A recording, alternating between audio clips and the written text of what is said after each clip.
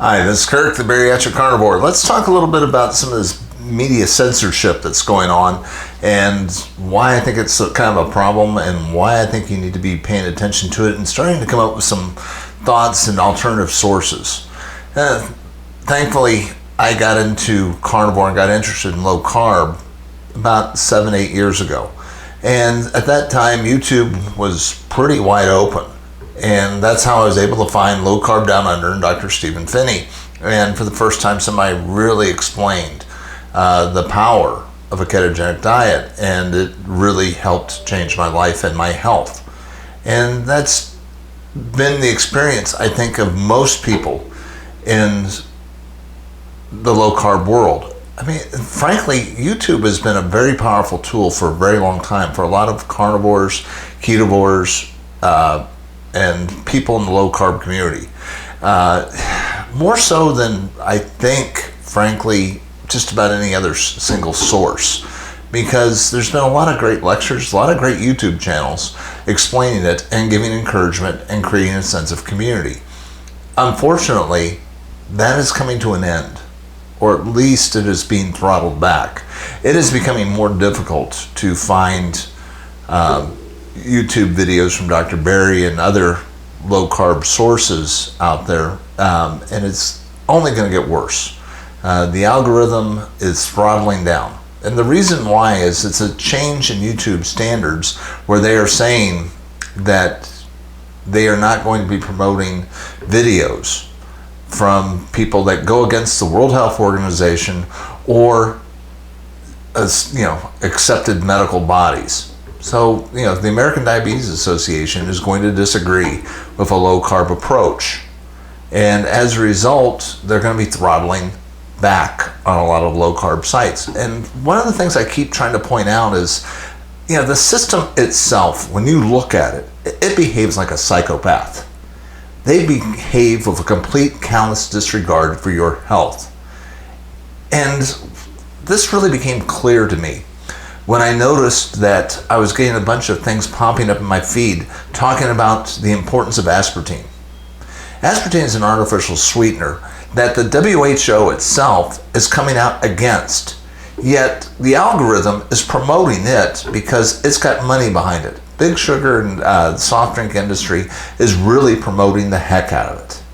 So they're trying to stop the negative publicity that's coming out, where there are some interesting studies. I'm not completely sold on them yet, but I think there's some good reasons why you want to avoid artificial sweeteners, particularly aspartame. That looks like it may be a dangerous substance.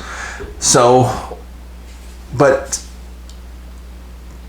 YouTube land is actually taking paid influencers, people that are hired by big sugar, big sodas, to promote aspartame, even though the WHO is against it.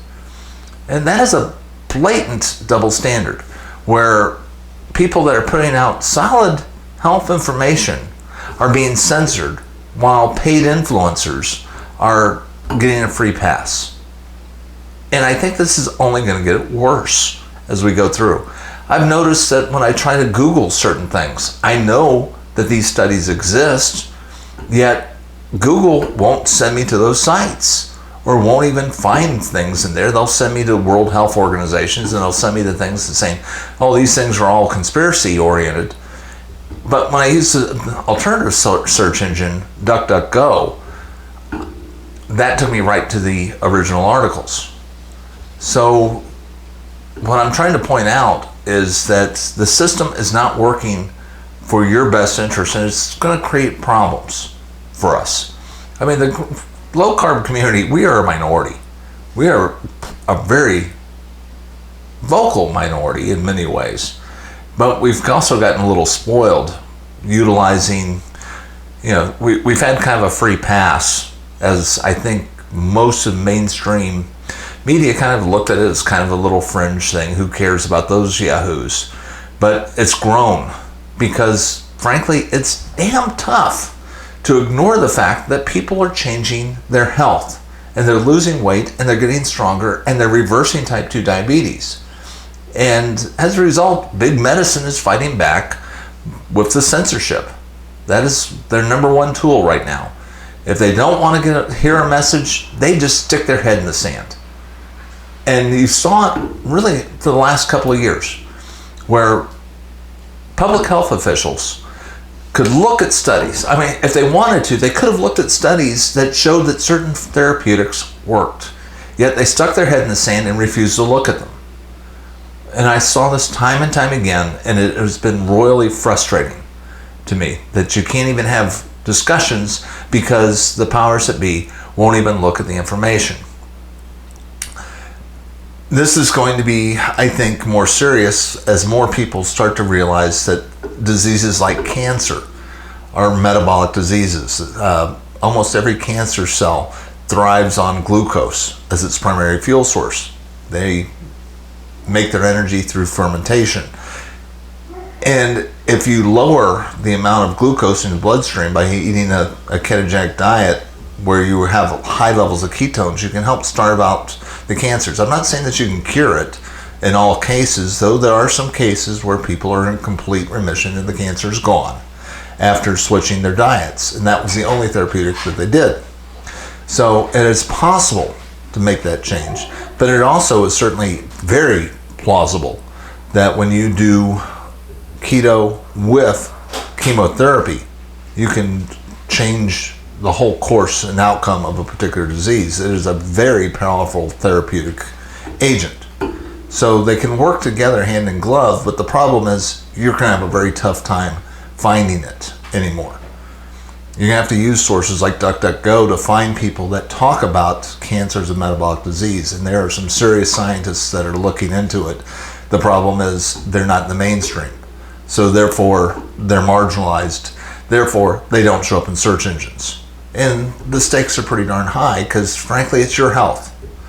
And this is what I keep trying to explain to you. It's like, look, in the battle for your health, you're all alone in this. You're the only voice you've got.